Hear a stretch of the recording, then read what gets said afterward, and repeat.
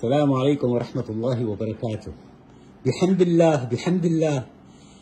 كنت بقطر وقت اللي احتفلنا بهالنصر الكبير مع سيدنا فضيلة الشيخ كريم راجح. سيدنا احكي لي شو شعورك هلا؟ شعوري غاية الفرح، يعني يشبه شعور أهل المدينة لما أجى النبي صلى الله عليه وسلم إلى المدينة. فرحة لا يستطيع الإنسان أن يضع لها حدا. فرحة غاية في الفرح. الحمد لله على ذلك. اللهم لك الحمد. الله تعالى أزال الأقذار. اللهم لك الحمد. وقال خير، فذلك فضل الله عز وجل على ما نحن فيه. خلصنا من الأقذار. الأقذار اللي كانت بالطريق نعيا نخرب إجرينا وما نحسن من كثر ما هي كثيرة. اللهم لك الحمد. انتهت هذه الأقذار كلها والحمد لله. سيدنا إمتى إذا الله راح يشوفك في سوريا بالميدان عم ينتظروك يا سيدنا. أيام قلائل إن شاء الله.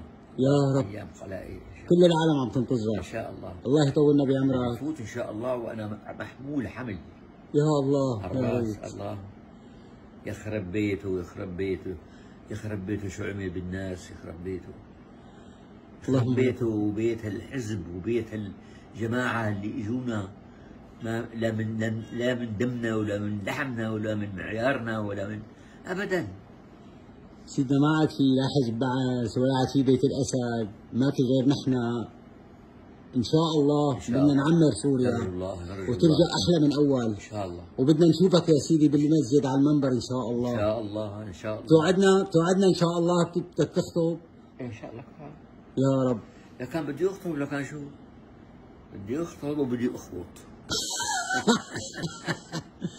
الله يطول بعمرك سيدنا، وان شاء الله بنشوفك عن قريب بالشام. كل اهل سوريا وكل اهل الشام وكل اهل الميدان عم ينتظروك ان شاء الله.